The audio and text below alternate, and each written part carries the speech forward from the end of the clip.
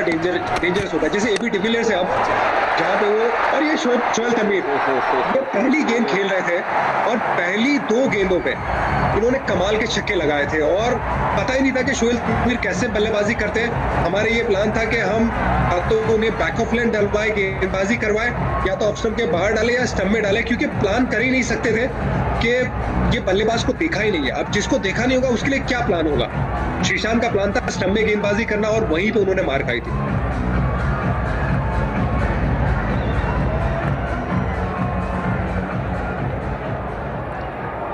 ये इसी के बारे में शायद थोड़ी देर पहले इरफान कह रहे थे कि ये अगर 2-3 साल पहले की बात करें तो वहीं से चिल्ला के बोल देते थे MS धोनी, लेकिन उस वक्त श्रीशांत के पास जाना और कहना, और अचानक अगर आप देखें तो पिछले इसके पहले ओवर के आखिरी 2 गेंद और इस ओवर के पहले 2 गेंद, पूरा जो मैच है इस वक्त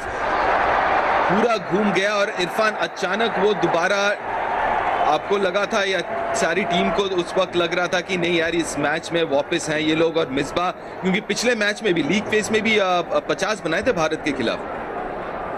बिल्कुल, देखिए मिसबाह सबसे खतरनाक खिलाड़ी थे और जिस तरह से मैंने पहले कहा कि वो किस तरह से बल्लेबाजी कर सकते थे, ऑल अराउंड खेल सकते थे, स्पिनर को अच्छा खेलते थे, फास्ट बॉलर को बढ़िया खेलते थे, स्कूप अच्छा शॉट उनके पास था,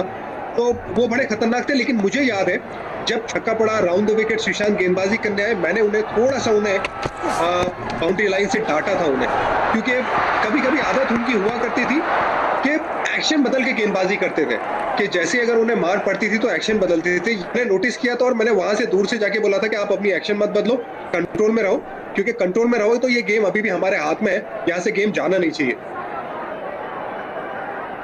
ये डायरेक्टेड होता तो कहानी अलग होती। इरफान, श्रीशांत बॉलिंग कर रहे हैं, MS धोनी ने हेलमेट नहीं उतारा था, क्या इतने इन्वॉल्व थे कि भूल गए ये था कि पीछे नहीं रखते यार, पता नहीं कहां, बिल्कुल कोई चांस नहीं ले रहा। जतिन एकदम सही पकड़े हैं, बिल्कुल सही पकड़े, क्योंकि तेज गेंदबाजी कर रहे हैं और हेलमेट नहीं पहने। लेकिन जहां तक मुझे याद है, शायद ये हो सकता है कि महेंद्र सिंह धोनी स्टंप के बहुत ज्यादा करीब आने की कोशिश कर रहे थे और वो नहीं चाहते थे कि ज्यादा करीब आए और एज वेज लगे तो उनके सर पे गेंद लगे। इस वजह से वो कोशिश शायद ये होगा कि उन्होंने हेलमेट पहन के रखा होगा, लेकिन ये भी हो सकता है कि वो भूल गए हो। क्या ये भी था जहन में कि एक ओवर अभी हरभजन सिंह से भी और करवा सकते हैं, जो ऑप्शन अपने लिए खुला रखा हुआ था? देखिए, यस, मतलब वो 3 छक्का खाने के बाद मेरे दिमाग में तो एकदम क्लियर था कि स्पिनर को नहीं डलवाना चाहिए मिसबाह-उल हक के सामने।